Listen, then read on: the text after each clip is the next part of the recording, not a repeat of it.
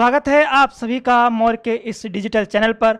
और हम जो है आज परसेंटेज का जो हाई वोल्टेज सवाल है ना, उसको लेकर के हम हाजिर हैं। और ये ऐसे सवाल हैं जो आपके आने वाले एग्जाम में के लिए काफ़ी इम्पोर्टेंट है। अगर आप मान लीजिए एसएससी सीजीएल मेंस का एग्जाम देते हैं या सीपीओ वगैरह एग्जाम देते हैं, उस हिसाब से उस लिहाज से ये सारे सवाल काफ़ी इम्पोर्टेंट है। तो आइए देखते हैं आज का पहला सवाल। ये जो है आज हम पार्ट फर्स्ट कर रहे हैं हाई वोल्टेज सवाल का, इसका पार्ट सेकेंड आएगा, पार्ट थर्ड आएगा। तो आइए देखते हैं पहला सवाल क्या है आज का, है ना। कह रहे साल 2000 से 2003 तक हर साल कार की कीमत में 10% की वृद्धि हुई। सरकारी सब्सिडी के कारण 2003 के बाद कार की कीमतों में हर साल 10% की कमी आई। 2006 में कार की कीमत लगभग 2000 में कीमत से लगभग कितने प्रतिशत अधिक या कम है यदि कीमत का एक ही पैटर्न जारी है। तो ये जो सवाल आप देख रहे हैं ये सवाल एक्चुअली सक्सेसिव परसेंटेज का है। पहला सवाल हमने रखा है सक्सेसिव परसेंटेज से रिलेटेड, क्योंकि एग्जाम में ज़्यादातर सक्सेसिव परसेंटेज से सवाल आते ही आते हैं, है ना। तो ये पहला सवाल है। तो अब देखिए इसका सॉल्यूशन मैं साथ साथ बताते चलूं आपको। देखिए बात हो रही है 6 साल की, 2000 से लेकर के 2006 तक, है ना। 6 साल में क्या हो रहा है, पहले 3 साल में 10% की दर से वृद्धि हो रही है और अगले जो 3 साल है उसमें 10% की क्या हो रही है, कमी हो रही है ना।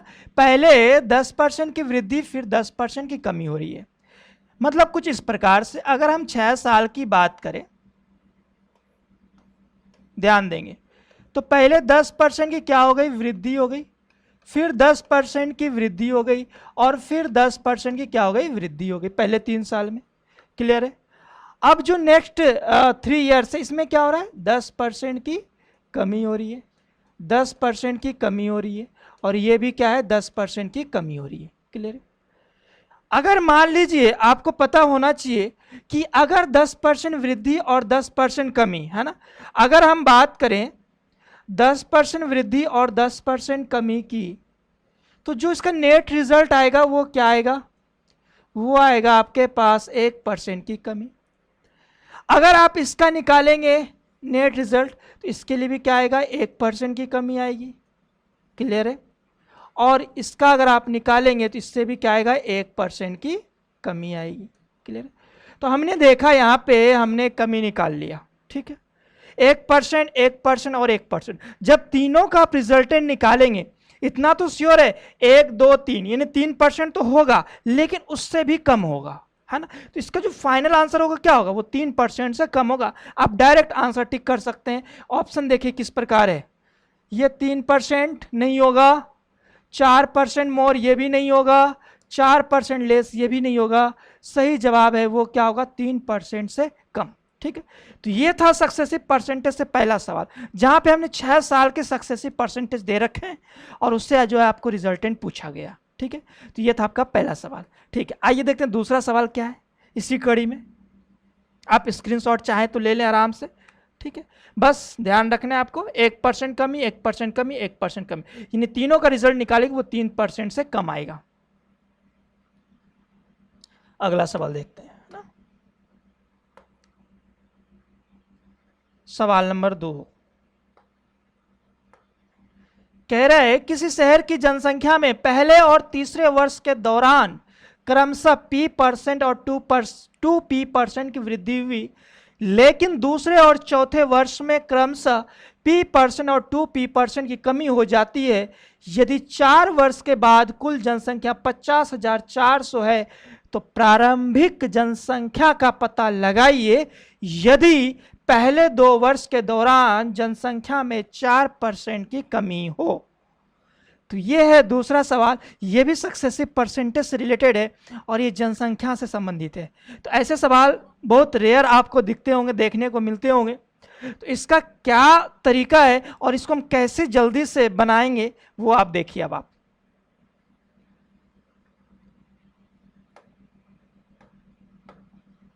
ध्यान दीजिए, आप बात हो रही है कितने साल की, बात हो रही है यहां पे 4 साल की। क्लियर है।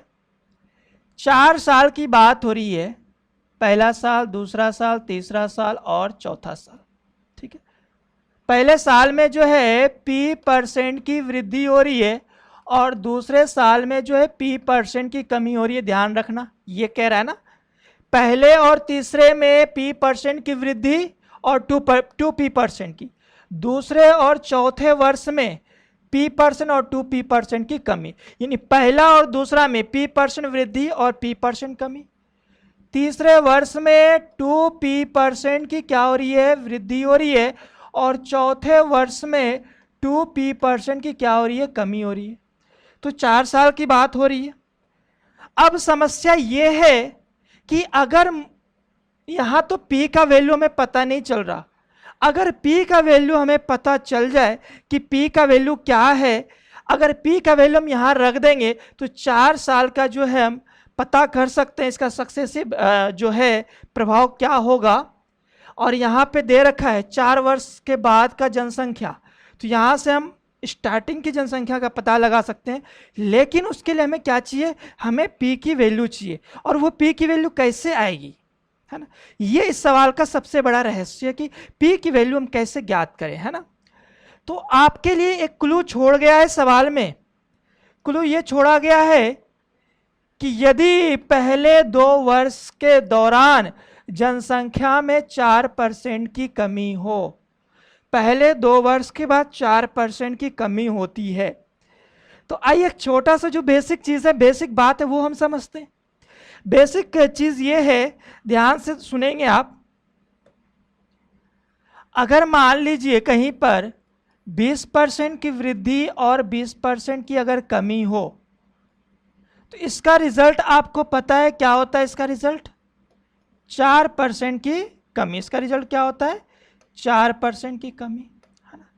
अगर मान लीजिए कहीं पर 30% की वृद्धि दिया हुआ है और 30% की कमी दिया हुआ है, तो इसका भी नेट रिजल्ट आप निकाल सकते हैं, वो क्या हो जाएगा, 9% की कमी हो जाएगा। होगा कि नहीं, सक्सेसिव परसेंटेज की बात चल रही है। अगर मान लीजिए 40% की वृद्धि अगर आप निकाल रहे हैं और 40% की अगर आप कमी निकाल रहे हैं, तो इस केस में क्या हो जाएगा, 16% की कमी हो जाएगी। होगी कि नहीं, है ना, आ रही बात समझ।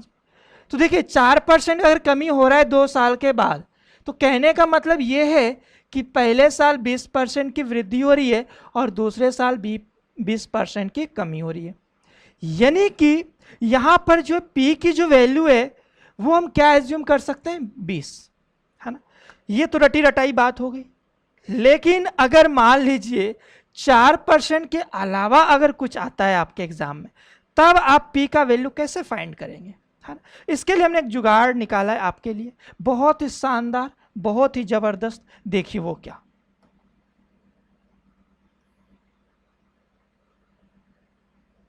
ध्यान देंगे आप। 4% की कमी है ना, ध्यान दीजिए, 4% की कमी बोला है। आप क्या करेंगे, 4% का मतलब 4/100 होता है हर केस में। जहां भी 4% कमी हो, 16% कमी हो, या फिर 5.29% कमी हो, कुछ भी अगर इस तरह का केस आता है, तो आप क्या करेंगे, 4% है, 4/, हमने 100 लिख लिया। अब आप इसका वर्गमूल करेंगे। जब आप इसका वर्गमूल करेंगे तो 4 का वर्गमूल 2 होगा और 100 का वर्गमूल कितना होगा, 10 होगा। 2/10 आ गया, इसको आप परसेंटेज में बदल दीजिए।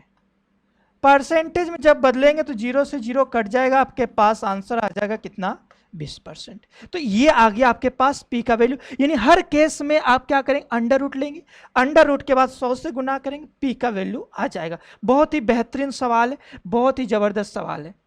क्लियर है। तो ये p का वैल्यू हमने निकाल लिया 20%। अब आप देखिए, जब p का वैल्यू हमने 20% निकाल लिया, तो पहले साल में 20% की वृद्धि होगी, दूसरे साल में 20% की कमी होगी, तीसरे साल में 40% की वृद्धि होगी और चौथे साल में 40% की क्या होगी, कमी होगी। ये सब परसेंटेज में भाई ध्यान रखना, 20%, 20%, 40% और 40%, ठीक है। तो जब आप इसका फ्रैक्शन वैल्यू लेंगे, आपको पता है 20% का क्या होता है, 1/5, 1/5, ये क्या हो जाएगा 2/5 और ये क्या हो जाएगा 2/5। क्लियर है। अब सवाल में देखो 4 साल की बात हो रही है, यानी 5 किस में बदल जाएगा आपका, 6 में, 5 किस में बदलेगा, 4 में, 5 बदलेगा 7 में और 5 किस में बदलेगा, 3 में। क्लियर है।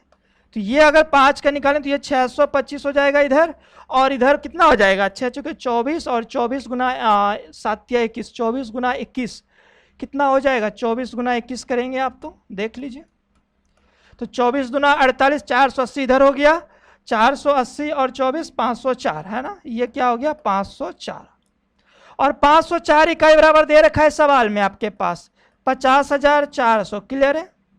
504 और 504 देखो यहाँ एक्स्ट्रा में 2 जीरो है ना, ये 2 जीरो इसके साथ शिफ्ट हो जाएगा, यानी 625 पे 5 जीरो। क्लियर है। 625 पे 5 जीरो, ये इसका आंसर हो जाएगा, बी जो है इसका सही आंसर हो जाएगा, 625 पे 5 जीरो है ना। तो आप इसका स्क्रीनशॉट ले लो, बहुत ही बेहतरीन सवाल था ये है ना, बहुत ही जबरदस्त। बस आपको इसमें p% का वैल्यू, p का जो है वैल्यू निकालना है इस सवाल में। ठीक है, चलिए आगे बढ़ते हैं, नेक्स्ट सवाल फटाफट।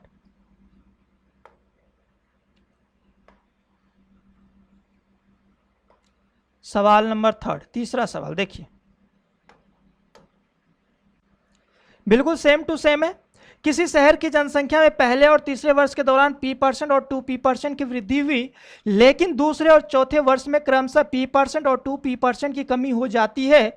यदि 4 वर्ष के दौरान कुल जनसंख्या में कमी 8,720 है, ठीक है 8,720 है, तो प्रारंभिक जनसंख्या का पता लगाइए कि यदि पहले 2 वर्ष के दौरान जनसंख्या में 16% की कमी है, 16% की कमी है।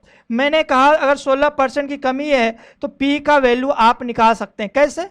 16% का मतलब 16/100 करेंगे आप, इसका अंडर रूट करेंगे, 4/10 होगा, इसको 100 से गुना करेंगे, ये हो गया आपके पास 40%। p की वैल्यू हो गई 40%। ठीक है, क्लियर है। तो पहले साल में 40% का वृद्धि होगा, दूसरे साल में 40% की कमी होगी, तीसरे साल में 80% की वृद्धि होगी, और चौथे साल में 80% की क्या होगी, कमी होगी। उम्मीद करते हैं ये बात आपके दिमाग में बैठ गया होगा, है ना। अब आप देखो 40% का मतलब 2/5 होता है, यानी 5 जो है किस में बदलेगा, 7 में, और 5 किस में बदलेगा, 3 में। क्लियर। 40% 40% हो गया। 80% का मतलब 4/5, यानी 5 एक बार किस में बदलेगा, 9 में, और 5 एक बार किस में बदलेगा, 5 में 4 घटा देंगे 1 होगा। क्लियर है, बहुत सिंपल है। अब ये 5 5 5 ये कितना हो गया, 625। क्लियर है। अब इधर देखो 7 या 21 गुना 9 करेंगे, है ना, 7 या 21 और 21 गुना आप जब 9 करेंगे तो कितना होगा, 189 होगा, क्योंकि 20 गुना 9 करेंगे 180, 180 में 9 जोड़ दो 189 हो जाएगा।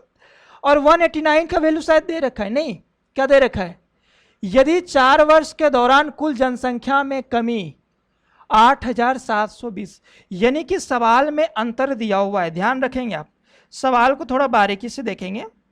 अंतर, तो यहां पे अंतर कितने का है, 625 में आप 189 घटा देंगे, देखो 200 में ये 11 कम है, और 600 से 25 ज़्यादा, 25 और 11 36 इधर हो गए, और 436 कितना 436, दोनों का डिफरेंस 436 आएगा क्या, बिल्कुल आएगा, है ना। 436 जो है ये किसके बराबर है, 8720 के बराबर है ना। तो एक इकाई का मान कितना आ जाएगा आपके पास, एक इकाई का मान आपके पास आ जाएगा कितना, 20 आ जाएगा। जब एक इकाई का मान 20 आ गया तो 600 कब का पूछा है, स्टार्टिंग का आपसे पूछा है प्रारंभिक जनसंख्या, है ना, प्रारंभिक जनसंख्या। क्लियर है। तो प्रारंभिक कितना है 625, और 625 में आप 20 से गुना करेंगे, तो 625 गुना 20 करेंगे ये आप, तो कितना हो जाएगा 1250, 1250, जो इसका सही आंसर है 1250, ए जो इसका सही जवाब है 1250। ठीक है, तो ये भी था बहुत ही इंटरेस्टिंग और बहुत ही अच्छा सवाल, है ना, जहाँ पे आपको क्या करना था, पी का वैल्यू निकालना था, और पी का वैल्यू निकालने हमने सबसे आसान और बेस्ट तरीका आपको बता दिया है ना। तो पी का वैल्यू इस तरह निकाल करके आप सवाल को हल कर सकते हैं ना। तो आई होप कि मज़ा आया होगा आपको, है ना, इस सवाल में। चलिए देखते हैं अगला सवाल। अब फटाफट इसका स्क्रीनशॉट लीजिए।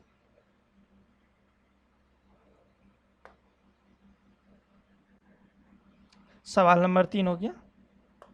सवाल नंबर 4 देखते हैं अगला सवाल। कह रहे हैं किसी गांव की जनसंख्या पहले और दूसरे वर्ष में क्रमशः 41.2% और 92,000 बढ़ जाती है, लेकिन तीसरे वर्ष में यह 10% घट जाती है और अब गांव की जनसंख्या प्रारंभिक जनसंख्या का 3 गुना हो गई। प्रथम वर्ष के दौरान जनसंख्या में कुल कितने की वृद्धि है? देखिए आप सवाल को जल्दी से।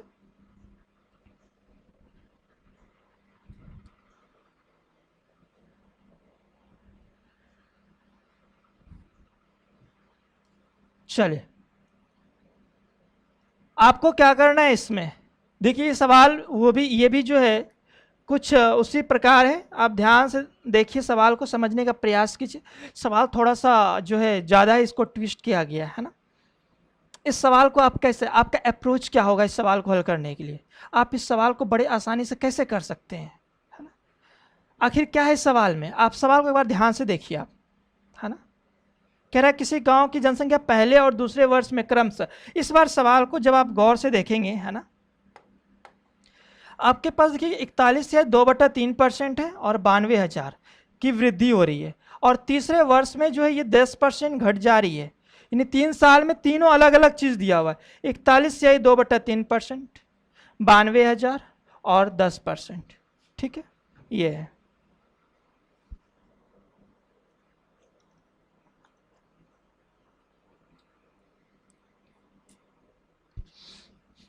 चलिए देखिए सवाल को आप क्या करेंगे, आपका अप्रोच क्या होगा। सबसे पहला काम क्या करेंगे आप, जो 41/2/3% है ना, अगर हम बात करें 41/2/3% की, 41/2/3% का मतलब क्या हुआ? इसका मतलब हुआ क्या हम इसको 5/12 लिख सकते हैं क्या? 41/2/3 करोगे आप तो 123 और 2 125, 125/300 है ना। आप चाहें तो करके देख सकते हैं। 125/300 को जब आप हल करेंगे, है ना, ये काटेंगे 25 से, 25 5 बार में और 25 कितनी बार में, 12 बार में। ठीक है, क्लियर है, कोई डाउट इसमें? 5/12 हो गया। अच्छा, अब आते हैं सवाल पे। देखिए सवाल में क्या कह रहे हैं आपसे, ध्यान से। पहले जो है पहले साल में 41/2/3% की वृद्धि कर रहे हैं, यानी कि 5/12 की वृद्धि करें। कितने की वृद्धि करें हम लोग? 5/12 की वृद्धि कर रहे हैं। फिर जो है उसके बाद कितने की वृद्धि हो रही है? 92,000 की, 92,000 की। उसके बाद दूसरे साल में 92,000 की वृद्धि हो रही।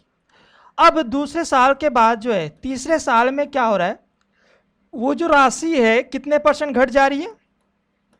10% जो है घट जा रही है ना। अब 10% घटने के बाद ये जो फाइनल मिला है, ये कह रहा है ये जो जनसंख्या है, अब गांव की जनसंख्या प्रारंभिक जनसंख्या का 3 गुना हो गई, है ना। अब स्टार्टिंग में जो आपने जनसंख्या माना है, ध्यान से सुनना, उसका जो है ये कितना गुना हो गया? 3 गुना हो गया। क्लियर है, जो भी यहाँ जनसंख्या है उसका 3 गुना यहाँ पे हो जाएगा। क्लियर है, अब आप मेरी बात ध्यान से सुनो। अगर हम यहाँ 100 मान के चले तो कहानी में थोड़ा सा जो है, अब मतलब जो आपको परेशानी हो सकती है अगर आप 100 मान के चलते हैं। लेकिन अगर इसी सवाल में देखो यहाँ पे 12 है, नीचे में भिन्न में 12 है, अगर यहाँ 10 होता तो हम 100 मान के चलते, तकलीफ नहीं होती आपको कैलकुलेट करने में। हालांकि 100 मान के भी कैलकुलेशन हो सकती है, लेकिन हमें टाइम का भी थोड़ा सा ध्यान रखना है। आ रही बात समझ में? तो जब समय का ध्यान रखना है आपको, क्या हम इसको 120 एज्यूम कर सकते हैं क्या? अगर हम इसको 120 एज्यूम कर रहे हैं तो इसका 3 गुना यहां पर, ये 360 तो हो जाएगा, कहीं कोई दिक्कत वाली बात नहीं है। 120 में जब आप 5/12 इंक्रीज करेंगे, बढ़ेगा, है ना। 120 का 5/12 यानी कि 12 से 10 और 50, यानी कि ये इंक्रीज होकर कितना हो जाएगा? 170 हो जाएगा।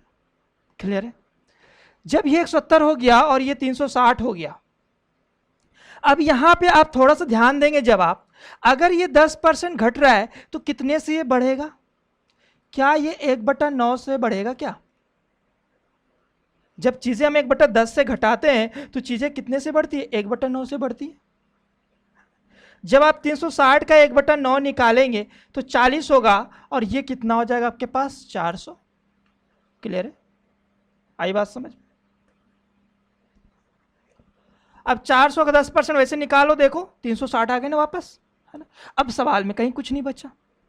अब सवाल का आप आंसर बड़े आसानी से दे सकते हैं। वो कैसे? अब देखिए 170 और 400 के बीच कितने का डिफरेंस है? क्या ये 230 का डिफरेंस है क्या? और 230 का डिफरेंस ये है, और इधर दे रखा है सवाल में कितना, 92,000।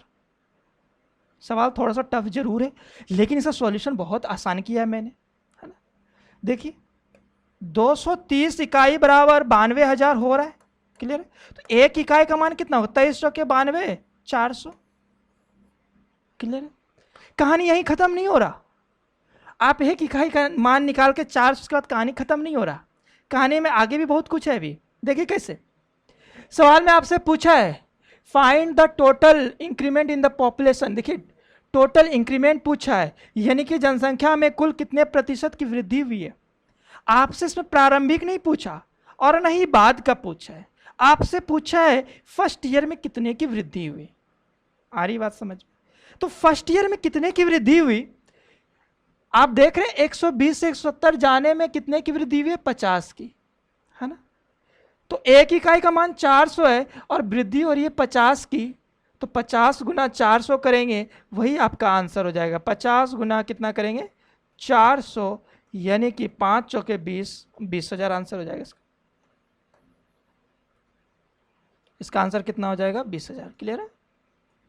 20,000 ऑप्शन में कौन सा है आपका? 20,000 कहाँ पे? सी ऑप्शन है। सी जो है इसका सही जवाब होगा। आप इसका अच्छे से स्क्रीनशॉट लीजिए, बहुत ही बेहतरीन सवाल था ये, है ना। उम्मीद करते हैं सवाल में आपको मजा आ गया होगा।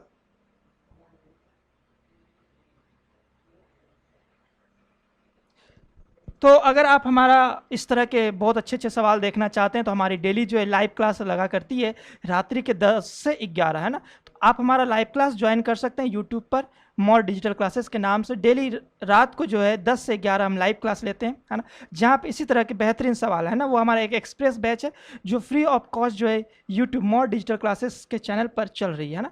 तो आप वो ज्वाइन कर सकते हैं, वहाँ पर ऐसे ही आपको अच्छे अच्छे सवाल देखने को मिलेंगे। चलिए अब हम बढ़ते हैं अगले सवाल की तरफ।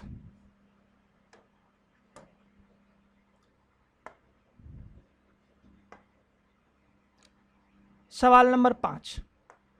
चलिए ये हालांकि थोड़ा सिंपल सवाल है उससे, पिछले वाले से की तुलना में जो ये बहुत ही आसान सवाल है। कह रहा है एक नगर की जनसंख्या 9800 है, यदि उसमें पुरुषों की संख्या में 8% था, स्त्रियों की संख्या में 5% की वृद्धि हो जाए तो जनसंख्या बढ़कर 10,458 हो जाएगी। तदनुसार उस नगर में पुरुषों की संख्या ज्ञात करें, है ना।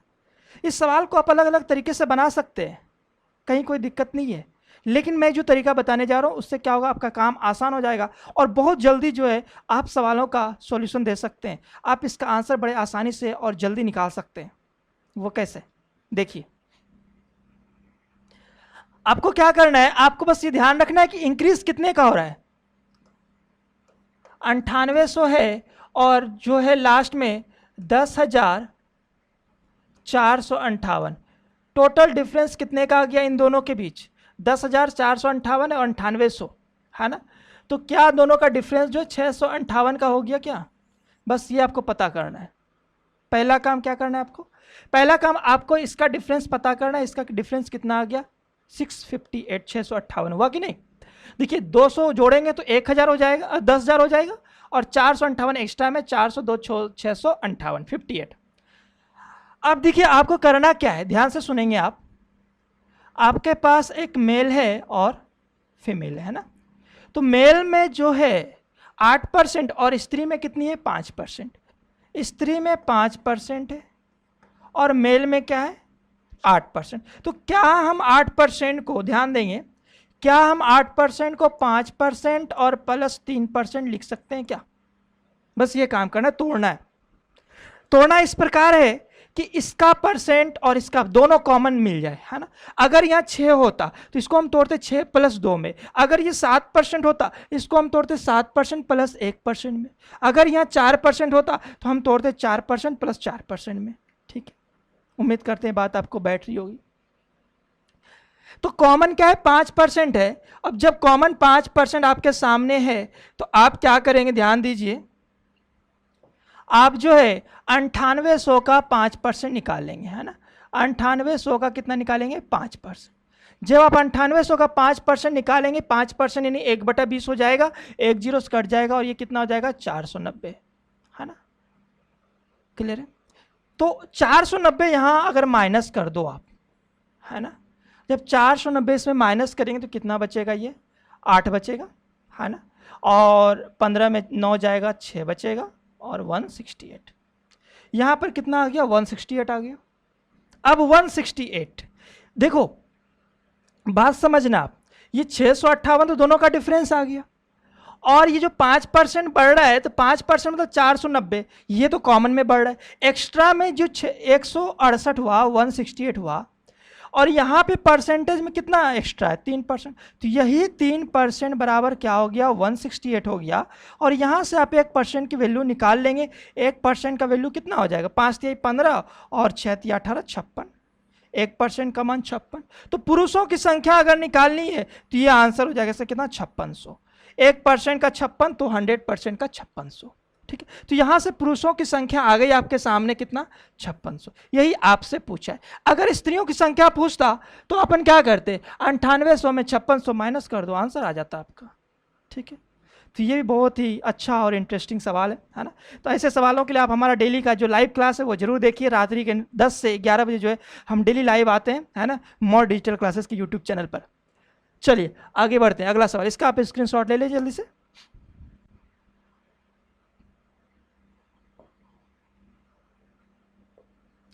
सवाल नंबर 6,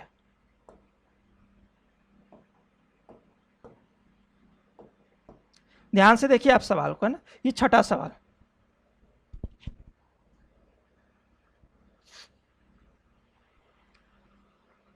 बहुत ही बेहतरीन सवाल आपके सामने, एक से एक सवाल है ना। आप बने रहिए, देखते रहिए इसको, वीडियो के पूरा अंत तक देखिए, सारे सवालों को आप ध्यान से देखिए। तो इससे क्या होगा? आपका जो विजन है, जो आपकी सोचने की शक्ति है, वो सारी चीज़ें यहाँ पे इंक्रीज होगी। ठीक है, आइए देखते हैं। धर्मेंद्र की वार्षिक आय 2 लाख रुपए बढ़ जाती है, लेकिन आय पर जो कर लगता था वो 13.6% से घटकर 10.2% हो गया। जितना कर वो पहले दे रहा था उतना ही कर वो अभी भी दे रहा है। बढ़ी हुई आय ज्ञात करें, है ना। अब देखिए, ये जो है इनकम टैक्स से रिलेटेड सवाल है ना। तो इसका जो बेसिक चीज़ें पहले मैं वो आपको समझा दूँ थोड़ा सा, बिल्कुल ब्रीफ में और एकदम शॉर्ट में, है ना। देखिए क्या होता है, जो इनकम जो आप इनकम टैक्स देते हैं ना, जो भी आप इनकम टैक्स देते हैं ना, ध्यान देंगे, इनकम टैक्स यानी जो आप कर, है ना, जिसको आप क्या बोलते हैं? हिंदी में कर बोलते हैं। ठीक है, जो आप इनकम टैक्स देते हैं, ये क्या होता है? किसके बराबर होता है? ये आपके इनकम के बराबर, है ना। जो भी आपका इनकम है और इनटू रेट ऑफ टैक्स, या टैक्स रेट बोल सकते हैं ना, रेट ऑफ टैक्स। जो भी टैक्स रेट है और जो इनकम है, उन दोनों का गुणनफल क्या कहलाता है? आपका इनकम टैक्स। या फिर हम यूं कहें, कर जो है वो किसके बराबर होता है? आय गुना कर दर। जो भी कर दर है, अगर आप उसको गुना करेंगे, है ना, तो वो क्या कहलाएगा? आपका कर कहलाएगा। ठीक है, अच्छा, एक तो ये रिलेशन होता है, और एक रिलेशन आप और याद रखेंगे, वो क्या? कि आय में और कर दर में, है ना, दोनों के बीच जो उल्टा रिलेशन है चलता है ना, दोनों जो उल्टा चलता है, कर और आय और कर दर के बीच जो है, दोनों के बीच जो है रिवर्स रिलेशन है, रेसिप्रोकल रिलेशन है ना। दोनों एक दूसरे का रेसिप्रोकल है। क्यों? अगर आप यहाँ से देखो, अगर आप यहाँ से आय निकालोगे, है ना, बाय फॉर्मूले से, तो आय में क्या हो जाएगा? आय हो जाएगा कर बटा कर दर, यानी कि इनकम टैक्स बटा टैक्स रेट बटा कर दर। तो आप देखो, आय और कर दर में क्या है? रिवर्स रिलेशन है, अपोजिट रिलेशन है, एक बढ़ेगा दूसरा घटेगा। ठीक है, अब आओ सवाल पे। आप लोग कह रहे हैं कि पहले जो है कर दर था वो 13.6%, ध्यान देंगे आप, है ना, 13.6% से घटकर कितना हो गया? 10.2%, है ना। ये किसका दे रखा है? ये आपके पास कर दर का दे रखा है, कितना? 13.6%, 10.2%। अगर आप इसको कैंसिल आउट करते हैं, मान लो है ना। तो ये कट जाएगा कितनी बार में, 17 8 136 और 17 6 2 102 है ना। और कटेगा, ये काटोगे आप तो ये हो जाएगा 4 अनुपात कितना 3। ये तो कर दर का रिलेशन आ गया यहाँ से, क्लियर है। अगर ये कर दर का रिलेशन है तो आय का रिलेशन क्या हो जाएगा आपके पास, आय का रिलेशन हो जाएगा 3 अनुपात 4। दोनों के बीच डिफरेंस कितने का, 1 का। और एक इकाई बराबर कितना दे रखा है, 2 लाख। 1 यूनिट बराबर कितना दिया हुआ है, 2 लाख दिया हुआ है। आपसे किसके बारे में पूछा है, पहले का या बाद का। आपसे पूछा है बढ़ी हुई आय ज्ञात करें, यानी कि जो इंक्रीज्ड है, इंक्रीज्ड इनकम, बढ़ी हुई आय, यानी कि ये वाला है ना। तो 4 गुना 2 लाख कर दो, है ना, तो आंसर क्या आ जाएगा, 8 लाख। तो इसका सही जवाब है वो क्या हो जाएगा, 8 लाख। तो बहुत ही सिंपल और बहुत ही आसान, ठीक है। आगे बढ़ते हैं अगले सवाल की तरफ। ये था इनकम टैक्स से रिलेटेड, है ना। इनकम टैक्स और भी हम इंटरेस्टिंग सवाल देखेंगे और अच्छे सवाल भी देखेंगे। चलिए आगे बढ़ते हैं। सवाल नंबर 6 हो गया। सवाल नंबर 7 ध्यान देंगे, ये भी इनकम टैक्स से रिलेटेड सवाल है।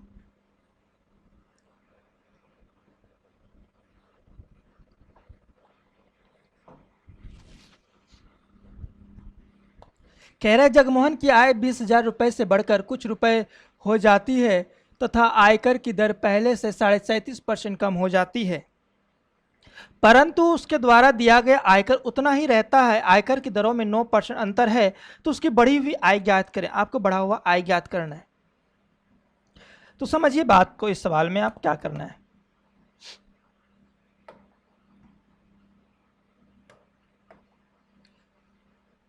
देखिए यहां पे जो कर दर की बात चल रही है ना, ध्यान देंगे, कर दर 37.5%। 37.5% से आप क्या समझते हैं, 37.5% का मतलब 3/8 होता है, या आप सबने रट रखा है पहले से, आपको पता है।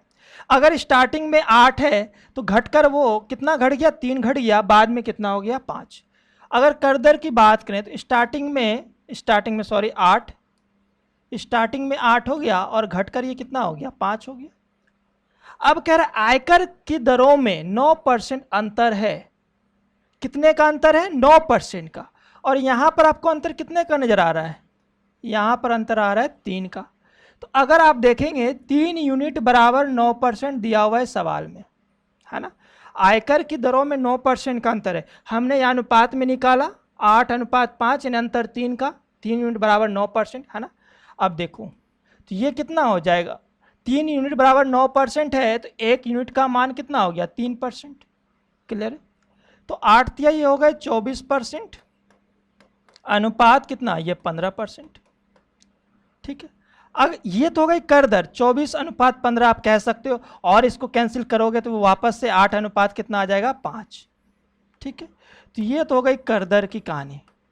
अगर हम आय की बात करें तो आय मैंने कहा इसका रिवर्स हो जाएगा, यानी कि 5 अनुपात कितना हो जाएगा, 8 हो जाएगा, ठीक है। अब ये 5 जो है, इस 5 की वैल्यू दे रखी है, जगमोहन की आय 20,000, है ना। स्टार्टिंग में 5 है, 5 इकाई बराबर 20,000, है ना। तो 5 में आप किससे गुना करेंगे, आप 4,000 से अगर गुना करते हैं तो ये कितना हो जाएगा, 20,000, ठीक है।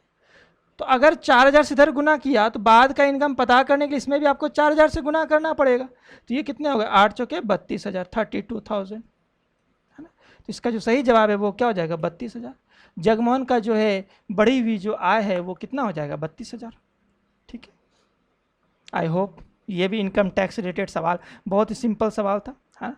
चलिए इसके बाद जो सवाल है वो काफ़ी इंटरेस्टिंग है, चल देखेंगे। आप फटाफट इसका स्क्रीनशॉट ले लें।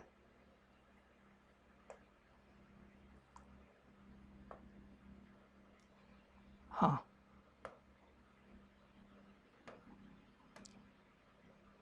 चलिए देखिए सवाल को ध्यान से।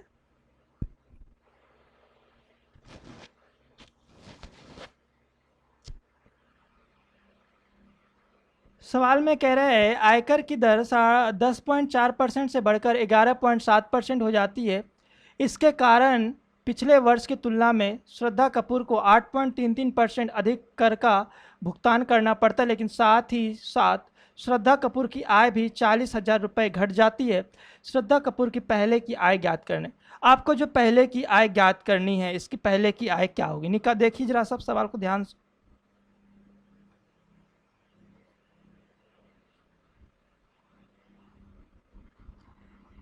चलिए ध्यान देंगे।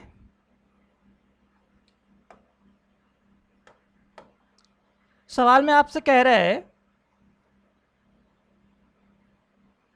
आयकर की दर 10.4% से बढ़कर, यानी कर दर दिया हुआ है 10.4% से बढ़कर 11.7% हो जाती है। इसके कारण पिछले वर्ष की तुलना में श्रद्धा कपूर को 8.33% अधिक कर का भुगतान करना पड़ता है। यानी कर का भी दिया हुआ है और कर दर के बारे में भी चर्चा है सवाल में। अगर आप सवाल को गौर से और ध्यान से देखेंगे, है ना, तो पहले कर दर की बात चल रही है 10.4% से कहाँ 11.7%, और फिर अब ये जो बात चल रही श्रद्धा कपूर को 8.33% अधिक कर भुगतान करना पड़ रहा है। अधिक कर, कितना अधिक? अगर मान लीजिए पहले वो 100 रुपये टैक्स देती थी, अब उसमें वृद्धि हो गया कितना 8.33% से, है ना। यानी कि यहाँ पर कर दर की बात है और कर की भी बात है ना, और हमें पता लगानी है किसकी? आय की, है ना। तो देखिए मैंने अभी स्टार्टिंग में एक फॉर्मूला लिखा था कि जो कर होता है आपका, है ना, वो कर क्या होता है? जो आपकी आय है ना, जो आपकी आय है, आय गुना कर दर, यही होता है। यानी जो टैक्स है, जो इनकम टैक्स है, जो आप इनकम टैक्स देते हैं गवर्नमेंट को, जिसे गवर्नमेंट चलती है, ये किसके बराबर होती है? इनकम गुना टैक्स रेट। ठीक है, इनकम गुना टैक्स रेट। क्लियर? अब कर बराबर आय गुना कर दर जब आप लेंगे, ध्यान समझेंगे आप, अगर हम यहाँ से आय की बात करें, ये सबसे इंपॉर्टेंट चीज़, अगर हम आय की बात करेंगे तो आय बराबर क्या होगा? कर बटा कर दर। ध्यान रखेंगे, आय बराबर क्या होगा? कर बटा कर दर। आय बराबर क्या होगा? कर बटा कर दर। ठीक है, इस सवाल का सबसे मेन थीम यही है ना। कर का वैल्यू दिया हुआ है, कर दर का पता कर लेना है, कर दर भी दिया हुआ है सवाल में, है ना। दोनों को डिवाइड करके क्या निकलेगा? आय। जब भी हमें आय निकालना है तो कर में कर दर को डिवाइड करेंगे तो क्या निकलेगा? आय निकलेगा। ठीक है, तो आओ देखते हैं सवाल पे, देखते हैं क्या है सवाल में। अगर हम कर की बात करें, ध्यान दीजिए, कर में है 8.33%, 8.33% अधिक, कितना? 8.33%। 8.33% से आप क्या समझते हैं? 8.33% से आप क्या समझते हैं? 1/12 क्या समझते हैं इससे? मतलब 1/12। अगर वो शुरू में 12 रुपये इनकम टैक्स देती होगी श्रद्धा कपूर, अगर वो शुरू में 12 रुपये देती होगी, तो अब उसको कितना देना पड़ता होगा? 12 में 1 अधिक, ये अधिक है ना, 12 में 1 अधिक, अब उसको कितना देना पड़ता होगा? 13। बहुत ही आसान सवाल है वैसे, बस आपको समझना पड़ेगा इस सवाल को। कर का निकालिए 12:13, और कर दर की जब हम बात करें, है ना, ध्यान देंगे, कर दर इनकम, ये टैक्स रेट है, ध्यान रखें, ये टैक्स रेट है आपका, और ये क्या? टैक्स है, इनकम टैक्स, है ना। ये आपका इनकम टैक्स है और ये जो है आपका क्या है? टैक्स रेट है। ठीक है, अब कर दर कहां से कहां जा रहा है? 10.4 से 11.7%, है ना। 10.4% से कहां पे? 11.7%। अगर आप इसको कैंसिल आउट करेंगे, ध्यान दीजिए, अगर आप इसको कैंसिल आउट करते हैं तो ये देखेंगे 13 जो है, 13 8 104, है ना, 8 अनुपात, ये 9 बार में हो जाएगा, कट जाएगा, है ना। 13 8 104 और 13 गुना 9 करेंगे तो 11.7 यानी 117 हो जाता है, यानी 8:9 आ जाएगा। अगर आप दोनों को डिवाइड करेंगे, ध्यान दीजिए, अगर आप दोनों को डिवाइड करेंगे यानी कि 12/8 अनुपात 13/9, अगर आप दोनों को डिवाइड करेंगे तो किसका अनुपात निकल के आएगा? आय का निकल के आएगा, है ना। तो इसको अगर डिवाइड करेंगे तो बहुत आसान है डिवाइड करना, इसको क्रॉस मल्टीप्लाई कर दीजिए, 12 गुना 9 कितना हो गया? 108, अनुपात 13 गुना 8 करेंगे कितना हो जाएगा 104। अब सवाल में क्या दिया हुआ है, श्रद्धा कपूर की आय 40,000 रुपये अधिक है। कितनी अधिक है 40,000 रुपये, और यहाँ पे डिफरेंस कितने का है आय में 4 का, तो 4 इकाई बराबर हो गए आपके पास कितना 40,000। तो एक इकाई का मान 10,000, एक इकाई का मान 10,000 है ना, ध्यान रखेंगे भाई, एक इकाई का मान कितना हो गया 10,000 हो गया, एक यूनिट बराबर 10,000। आपसे क्या पूछा, आपसे पूछा है श्रद्धा कपूर की पहले किया है, यानी कि स्टार्टिंग किया है, स्टार्टिंग की कितनी है 108, 108 पे आप 4 जीरो बिठा दीजिए, कहाँ पे ऑप्शन में 108 पे 4 जीरो, 108 पे 4 जीरो ये रहा है ना, जो बी है इसका सही आंसर है 10,80,000 है ना, 108 पे 4 जीरो। ठीक है, तो बेसिकली आपको इसमें ध्यान ये रखना है कि कर का रेशियो निकाला हमने, कर दर का रेशियो निकाला, दोनों को डिवाइड किया और आंसर निकल गया अपना, है ना। तो इस सवाल में थोड़ा सा ज़्यादा ही आपको परेशान किया गया था, है ना, लेकिन हाँ ये कॉन्सेप्ट क्लियर रखेंगे, जो इनकम टैक्स होता है यानी जो कर होता है वो किसके बराबर होता है, इनकम गुना टैक्स रेट, है ना, इनकम गुना टैक्स रेट। ठीक है, चलिए आगे बढ़ते हैं अगले सवाल की तरफ, आप जल्दी से इसका स्क्रीनशॉट ले लें फटाफट।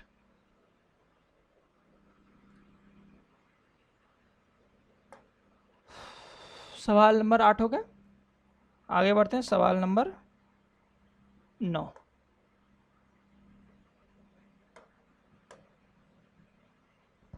हाँ सवाल को आप थोड़ा ध्यान से एक बार पढ़िए, है ना, जल्दी से देखिए सवाल में क्या कह रहा है।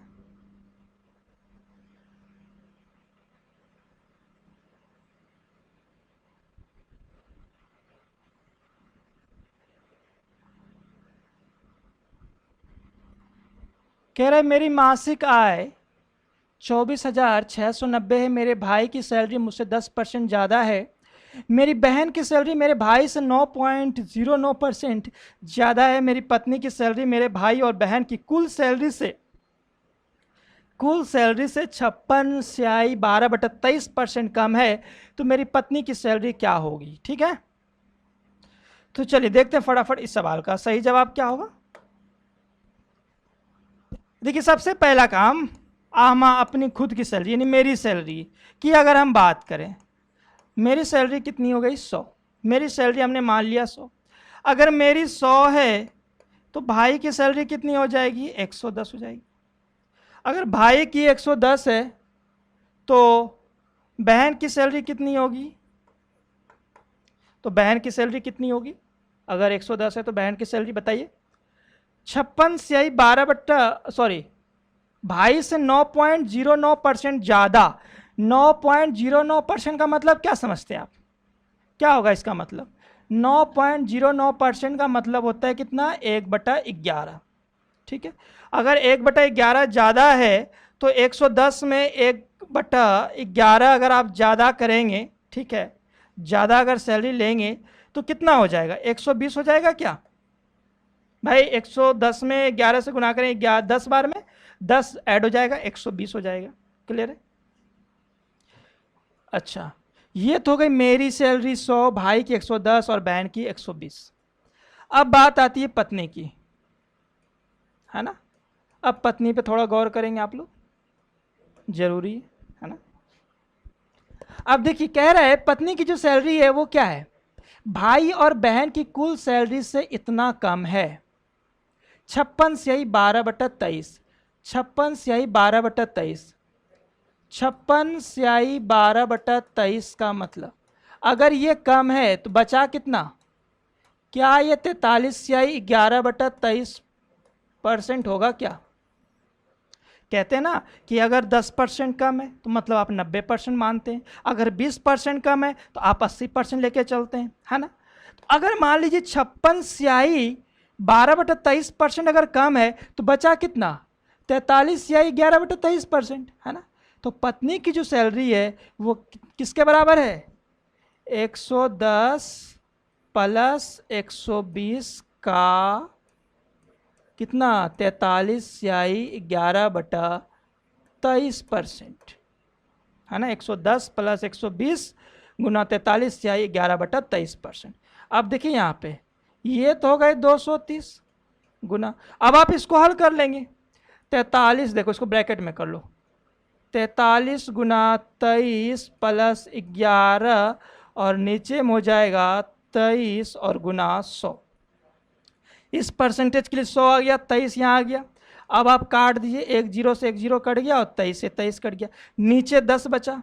जब आप इसको हल करेंगे तो ये कितना आ गया 1000/10 यानी कि 100। यानी पत्नी की जो सैलरी है वो कितनी हो गई 100। हमने खुद की भी कितनी मानी थी 100, 100 खुद की भी है 100 पत्नी की, यानी अपनी और पत्नी की सैलरी दोनों की क्या है बराबर है। जब दोनों की बराबर है तो कौन सा ऑप्शन सही हो जाएगा, इसका हो जाएगा इक्वल टू माई सैलरी, यानी मेरी सैलरी के बराबर, है ना। तो ये सवाल सिंपल था, बस थोड़ा सा लैंग्वेज बढ़ा दिया। क्या होता है एग्जाम में आपने देखा हो काफ़ी ऐसे सवाल होते हैं जो 4 लाइन 5 लाइन 6 लाइन 7 लाइन एक पैराग्राफ टाइप के सवाल आते हैं ना, तो जहां आप परेशान हो तो आप ऐसे सवालों में क्या करेंगे, स्टेप बाय स्टेप पढ़ते चलें। अब देखिए सवाल में क्या है, ये जो अनवांटेड चीज़ है ना, कुछ लोग क्या होंगे इसमें अड़े रहेंगे। ये 24,699, अगर आप इसको लेके कैलकुलेट करेंगे तो कहानी में बहुत ज़्यादा टर्न्स और ट्विस्ट आएगा और आपसे शायद हो भी ना, कैलकुलेशन आपसे हो भी ना, टाइम खराब हो जाए आपका, है ना। तो बेहतर ये है कि जब देखिए हमारा जो ऑप्शन है, ऑप्शन में ऐसी कोई क्वांटिटी है नहीं जो इससे रिलेटेड हो, है ना, ऑप्शन बिल्कुल डिफरेंट है। क्लियर है? आई होप ये बात आपको समझ में आ गया होगा। ठीक है, चल आगे बढ़े, अगला सवाल एक और देखते हैं, सवाल नंबर 10। देखिए सवाल नंबर 10 जल्दी से।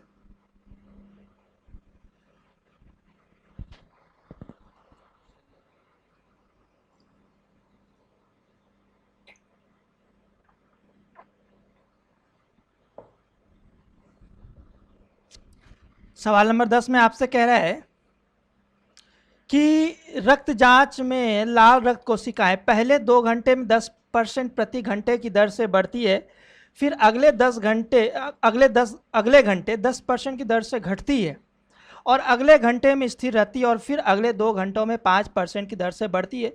यदि मूलतः लाल रक्त कोशिकाएं 40,000 थी तो 6 घंटों बाद लाल रक्त कोशिकाओं की अनुमानित संख्या ज्ञात करें। ये सवाल जो है पहले आ चुका है एग्जाम में, है ना, तो ध्यान रखेंगे।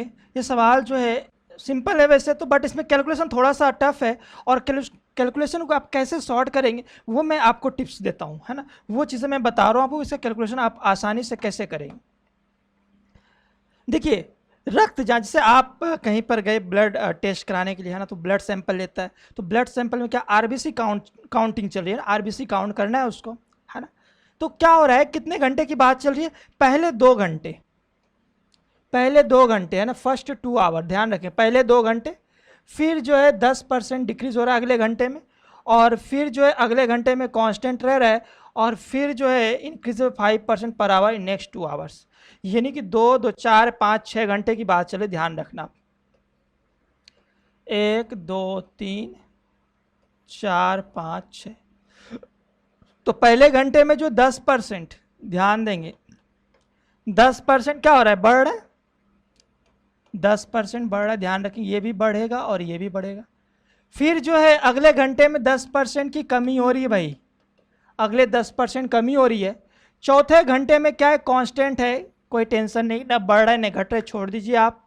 और फिर जो है क्या हो रहा है, 5% से वो बढ़ रहा है और उसके बाद क्या हो रहा है, 5% से बढ़ रहा है। ठीक है, तो यहां पर क्या है, कैलकुलेशन थोड़ा सा टफ हो सकता है लेकिन हम इसको सिंपल करेंगे। कैसे, देखिए आप ध्यान से, जब ये 10% बढ़ रहा है और 10% बढ़ रहा है और ये 10% क्या हो रहा है, घट रहा है, तो अगर आप इन दोनों को लेके चलेंगे, ध्यान देंगे 10% बढ़ रहा है 10% ये घट रहा है, तो इसके लिए क्या आ जाएगा, इसके लिए 1% की क्या हो जाएगी, कमी हो जाएगी। ठीक है, इसके लिए 1% कमी। चलिए अब ये अपने पास देखिए 5% बढ़ रहा है और 5% बढ़ रहा है, इसका मतलब कितना हो गया, 10.25% की क्या हो गई, वृद्धि हो गई। ठीक है, और 10% स्टार्टिंग का बचा हुआ है, 10% क्या हो गई, वृद्धि हो गई, है ना। बिल्कुल आसानी से करेंगे सवाल को, वरना अगर आप बेसिक से करेंगे, तरीके से करेंगे तो आपको काटने में बहुत परेशानी होगी, है ना। अब जब ये 10% वृद्धि है और 10.25% वृद्धि है, तो आपको पता है कि दोनों का जो कुल वृद्धि आएगा वो क्या आएगा, 21% से तो ज़्यादा ही आएगा, है ना। 21% से क्या आएगा, ज़्यादा आएगा। अब जब 21% ये ज़्यादा है और 1% ये कम है, 21% ज़्यादा और 1% कम, तो कुल मिलाकर दोनों की बात करोगे आप तो 20% से ज़्यादा होगा, कहीं ना कहीं 20% के आसपास वृद्धि हो रही है ना। तो आप सोचो 20% अगर हम मान के चले, 20% थोड़ा सा ऊपर नीचे, तो अगर ये 40,000 कोशिकाएं थी तो 40,000 का अगर 20% निकालेंगे तो कितना होगा, 8,000। 40,000 का अगर आप 20% निकालेंगे सपोज करो, है ना, तो ये कितना आएगा, 8,000 के आसपास आ जाएगा। ठीक है, तो 40,000 और 8,000 कितने होंगे, 48,000, यानी हमारा आंसर कहीं ना कहीं 48,000 के आसपास है। तो देखो ये होगा नहीं, ये होगा नहीं, ये होगा नहीं, ये होगा, इसके सी आंसर, है ना। तो बड़े आसानी से और बहुत जल्दी जो है आप इस सवाल का सॉल्यूशन दे सकते हैं। ठीक है, ये ब्लड टेस्ट वाला क्लियर है, ध्यान रखेंगे। बस आपका जो अप्रोच है वो ज़बरदस्त होना चाहिए, है ना, आपकी सोचने की शक्ति अच्छी होनी चाहिए। अब देखो ये 10%, अगर आप इसको करते रहोगे तरीके से तो काफ़ी समय नष्ट होगा आपका, है ना। सीधा था 10% बढ़ रहा है घट रहा है, 1% कमी हो गई, 10% ये बढ़ रहा है, 10%, इन दोनों का 10.25%, ये आपको पता है, आपके मन में कैलकुलेट कर सकते हो। अब इन तीनों का अगर रिजल्टेंट निकालोगे तो 20 और 21 के आसपास आएगा, तो 20 और 21 के देखेंगे तो 48 के आसपास आ जाएगा। ठीक है, चलिए ये था सवाल, आगे बढ़ते हैं, एक और सवाल लेते हैं जल्दी से। सवाल नंबर 10 हो गया, सवाल नंबर 11, देखिए सवाल को।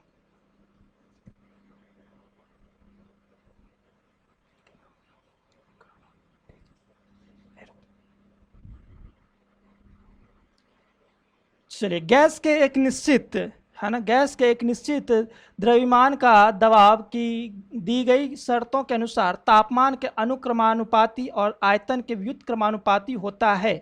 यदि तापमान में 40% की वृद्धि हुई और आयतन में 20% की कमी हुई है तो नया दबाव ज्ञात करें, है ना। तो आपके पास ये 4 ऑप्शन है। ठीक है,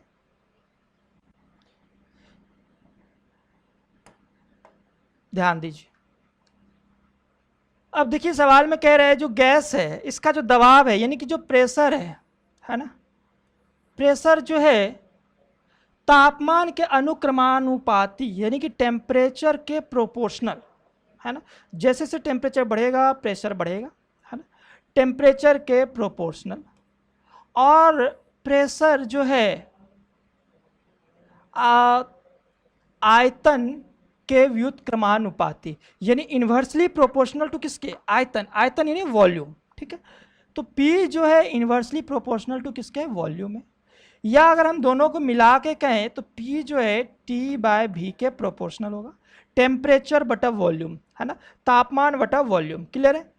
तो अब आप देखो टेम्परेचर में आप कितने की वृद्धि कर रहे हैं, टेम्परेचर में 40%, यानी कि 1.4 लिख सकते हैं, और वॉल्यूम जो है कितने कमी हो रही है, 20% की, या आप 140 लिख लो अपने अनुसार, है ना, आपको आसानी रहेगी, है ना। 40% की वृद्धि, 140, और वॉल्यूम में कितने की कमी हो रही है, 20% की, कितना हो जाएगा, 80।